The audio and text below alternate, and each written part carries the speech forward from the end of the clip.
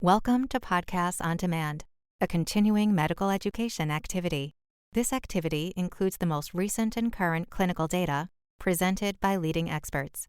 If you are seeking continuing education credit, please review the disclosures and the requirements for successful completion of the activity prior to listening to the podcast. A link is found in the podcast description that can direct you to this information. All right. Welcome, everybody, tonight to our presentation, Talking Hemophilia, Evolving Frontiers in Hemophilia Treatment, Patient-Focused Strategies to Improve Outcomes. I'm Dr. Jonathan Roberts. I'm the Associate Director of the Bleeding and Clotting Disorders Institute, which is a hemophilia treatment center in Central Illinois. And I'm with my colleague, Dr. Mindy Simpson, who's the Medical Director of the Rush Hemophilia Treatment Program in Chicago. So on behalf of both of us, welcome to our presentation tonight. So this evening, our learning objectives of this enduring material is to have participants able to assess key evidence on newly approved therapies for severe hemophilia, to safely switch to and optimize these approaches into practice, to appraise the rationale, mechanism of action, and recent evidence on emerging replacement and non-replacement therapy approaches in hemophilia, and to design individualized plans to safely use available and emerging agents among diverse patients with hemophilia to enable improved outcomes. So tonight I'll be starting our presentation talking about the rationale and potential of gene therapy and rebalancing agents in hemophilia. And I'll also share that I myself do have severe hemophilia, so I'll be happy to answer questions and speak from both a patient perspective and also a provider perspective tonight. So for those who may not know, the therapeutic landscape for hemophilia A and B has been quite remarkable, really over the past, 50 to 70 years. Back in the 1950s, both hemophilia A and B patients were given whole blood. They were given plasma.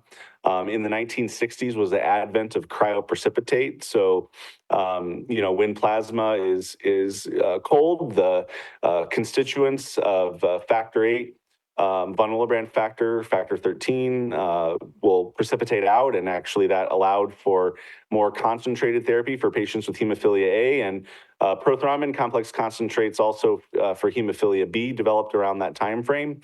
Moving into the really the 1970s and 80s, we had some of the first plasma-derived factor products. Back in unfortunately in the 80s was the hepatitis B and C and HIV pandemic that happened to, or endemic that happened to the patients who had hemophilia. And unfortunately, we lost a lot of patients and loved ones who had hemophilia in that era. And then really moving into the 1990s and early 2000s was the advent of purified recombinant factor products. So again, this is replacing either factor VIII with hemophilia A or factor IX with hemophilia B. And really purity was a big push where patients, because of the viral contamination in all of the donor directed products, patients in the community really demanded that there would be pure and safe products.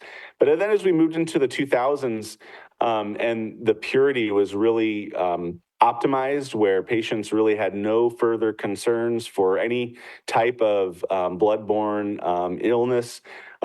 Patients started to want more personalization of their therapy. And so the advent of different extended half-life factor products came about. So for those who may not be aware, the half-life of factor VIII is around 8 to 12 hours. The half-life of factor IX is closer to 18 to 24 hours. So for patients to help prevent bleeding, they would need to infuse intravenously factor VIII or factor IX concentrate regularly. So either every other day or 3 times per week.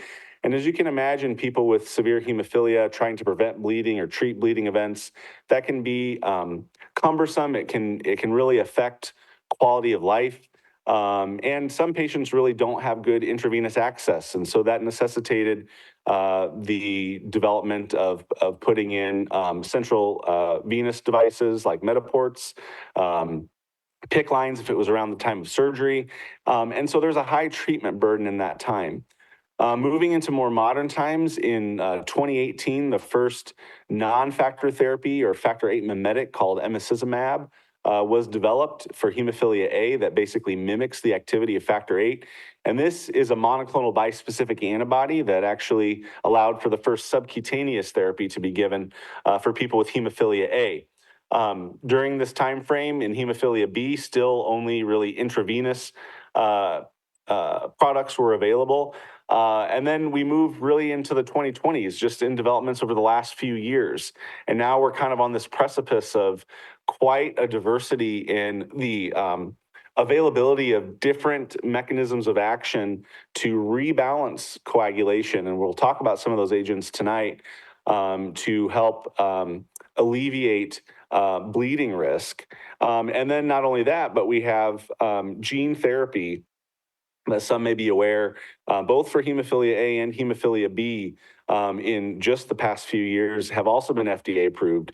So now patients have options of, very pure, longer acting half-life products, gene therapy, or some of these rebalancing agents that can be given subcutaneously versus intravenously.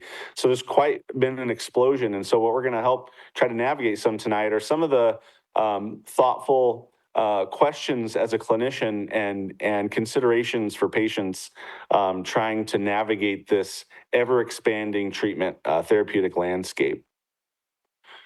So when we look at the burden of treatment for people with hemophilia, it's always good to talk to patients. And this is a study that was looking at people with severe hemophilia who don't have inhibitors, and looking at the different treatment classes that they had, and what the burden of illness was for them. And so I should back up and say, if people aren't familiar, an inhibitor is an allo antibody that basically forms against the factor VIII or factor IX. So individuals, as you can imagine, if your body doesn't make a protein and you have severe hemophilia A or B, where the incidence of inhibitors would be higher than non-severe hemophilia, like a mild or moderate patient, the inhibitor will neutralize the factor. And so historically, we've had to use bypassing agents like recombinant factor VII, or an activated prothrombin complex concentrate. So using a different part of the coagulation cascade to help mitigate bleeding and treat bleeding. So this was a survey of around 500 patients that looked across 8 different countries and found that even with some of the advances I just mentioned with standard half-life, that's what that orange is, the SHL, extended half-life. So, I mentioned the half-life and standard half-life factors needing to infuse every few days or 3 times per week. We have extended half-life factors now for both 8 and 9, where patients can essentially infuse once a week, or maybe in hemophilia B, even less frequently than that. So even though it's intravenous, they don't have to have quite as high of a treatment burden, meaning in regularity of infusions. And then NFT or non-factor therapies, and were looked at, as this survey was done, only for severe hemophilia A with emicizumab was that really available when the survey was done, versus hemophilia B, only intravenous therapies were available. And if you look at these plots here, you can see that there were problems with doing the injections, even if it's subcutaneous or intravenous, the physical impact of treatment bother, or being bothered by treatment, basically, as it inhibits and impacts part of your life. Interference with activities of daily living, and their emotional impact. And you can see this plot looking at less burden to greater burden. There was a non-conclusive trend towards less burden with maybe the subcutaneous therapies, but in hemophilia A. But I think you can see that there was quite a bit, wide spectrum. It seemed that both people with hemophilia A and B that took some kind of therapy to help prevent bleeding, it still is impacting their life. And it interferes with activities. There can be pain associated with the injections, and some of the logistical administrative aspects can be a problem. And the persisting treatment burden can negatively impact the patient's life and their experience. Further, not only physical, but there can be a psychological burden on people with hemophilia. And this again is looking at some of that same global real world data. And that people with severe hemophilia without inhibitors would continue to report bleeds regardless of the therapy type. So we talked about taking some sort of a factor concentrate, whether it's extended or standard half-life, or again with hemophilia A, the subcutaneous non-factor therapy. And nevertheless, patients still had some bleeds in the last 12 months or since they switched medication. So physical pain from their disease, sleep disturbances, and then the psychological burden of anxiety and then worrying about breakthrough bleeds. So even some of these rebalancing agents, as we'll talk about, do help to alleviate the bleeding risk, but they're not perfect. It's not a cure. It is something that patients still have to recognize signs and symptoms of bleeding with any of the currently available therapies on the market. So this is kind of talking about the limitations of factor replacement therapy in particular. And again, as I mentioned, historically from really the 1990s to modern day, the gold standard of treatment for hemophilia A and B has been intravenous replacement of factor 8 or 9. And as we talked about, there's a high treatment burden. So even if you're on one of these once weekly therapies, that still would mean, if you're compliant, adherent with therapy, 52 infusions per year, up to, more than 3 times that amount if you're on one of the shorter acting therapeutic options. Then the disease burden itself, there's bleeding rates, there's the worry of inhibitor development, those alloantibodies that I mentioned, and then adherence barriers. I can speak, from a personal perspective that even being one that is telling other people how to treat their disorder, life gets in the way and you can miss infusions. You got kids that have stuff going on, work obligations, and you have to try to remember, oh yeah, did I take my therapy? Did I do my prophylaxis to help prevent bleeds? It can be a challenge. So we want to try to help our patients overcome those challenges. So even with the factor mimetics, so some of really speaking, the one we have the most experience with, emicizumab, the monoclonal bispecific antibody, even if patients, you can treat basically every 4 weeks would be the maximum interval. A lot of patients will do once a week or once every 2 weeks. There's some dosing recommendations for that. There's still 13 to 52 administrations per year. And that medication in particular, like I said, mimics factor 8. It brings together factor 9 and 10. It's an antibody, so it lasts a long time. The manufacturer says upwards of 6 months. And there's no particular antidote. So, rarely we worry about some of these rebalancing agents having, thrombotic side effects, but there's not a particular way to neutralize its effect. So that's another consideration that people need to have if they're using some of these non-factor therapies for prophylaxis as well. So even with all of the explosion of therapeutic options and, ways to answer the patient's requests for simplifying regimens and having a reduced treatment burden, we still have to have concern for the immunogenicity and inhibitor development, as I mentioned. Some patients can have early joint damage, even among children and adolescents. So, one of the big things that we deal with is kids wanting to be active and play sports, or even just with normal active play. If they have more severe hemophilia, you can have bleeds just from normal playful activities. So we have to be mindful of joint damage and really having our kids and adolescent patients understand the signs and symptoms of a bleed. Unrecognized bleeds, so there's a growing understanding that some individuals may have otherwise clinically silent microbleeds, as we think of them, where maybe they're not having enough of a bleed to cause real limited joint range of motion or real pain, but it's kind of smoldering there in the background. And even with some of these newer agents that provide some clotting protection, but don't give you completely normal hemostasis, or in patients with non-severe hemophilia like mild or moderate, we need to be mindful of that. Challenges with increased physical activity, hemophilic arthropathy or permanent joint damage, chronic pain, the psychosocial burden, other comorbidities, and then intracranial hemorrhage always does remain a concern, especially in patients that are not on some sort of therapy. Moving to look at some other unmet needs of patients with a study called Explore-6. So this is patients hemophilia A and B, whether they had inhibitors or not.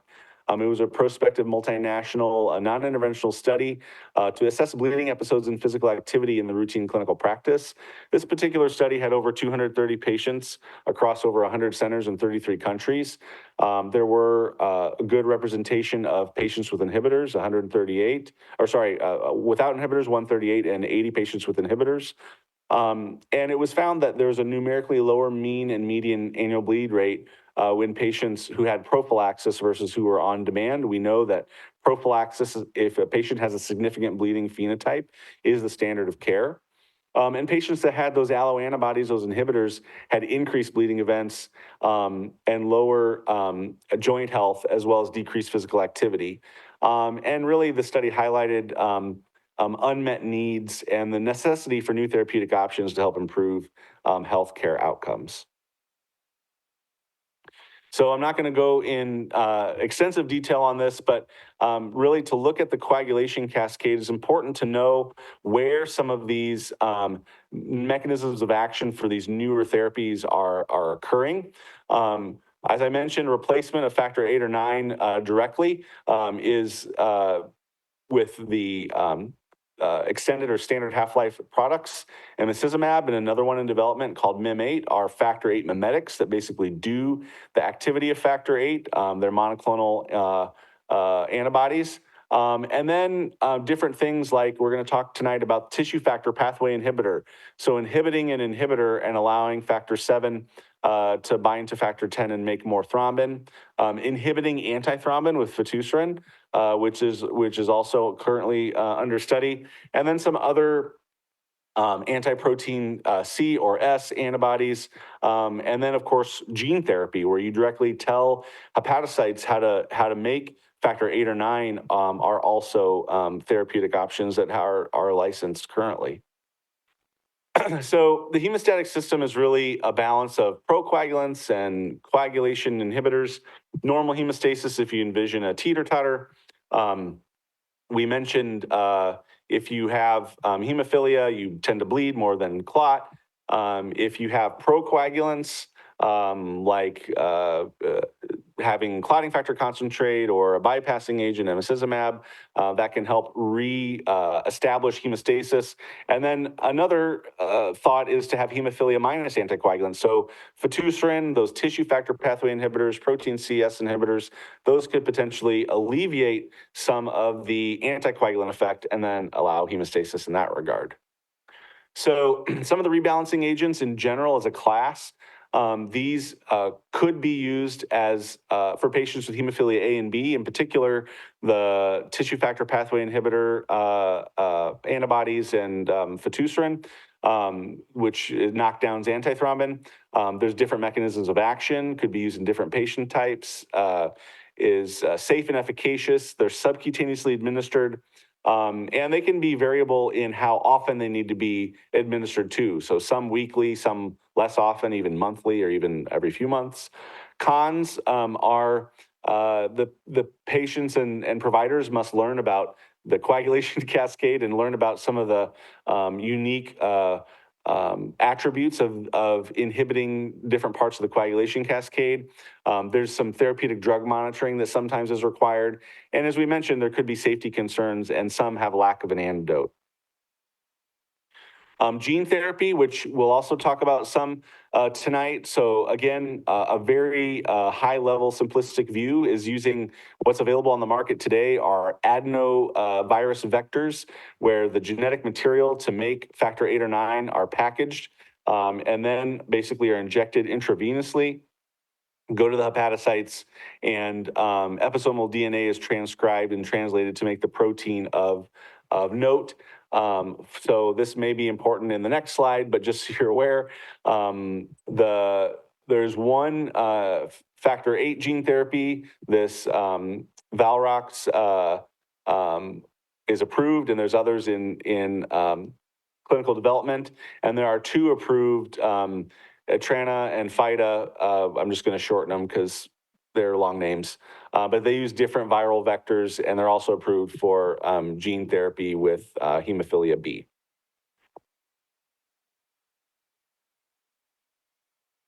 So gene therapy, the benefits is this is potentially a one and done single infusion. You can get some expression of factor 8 or 9, potentially up to the normal range.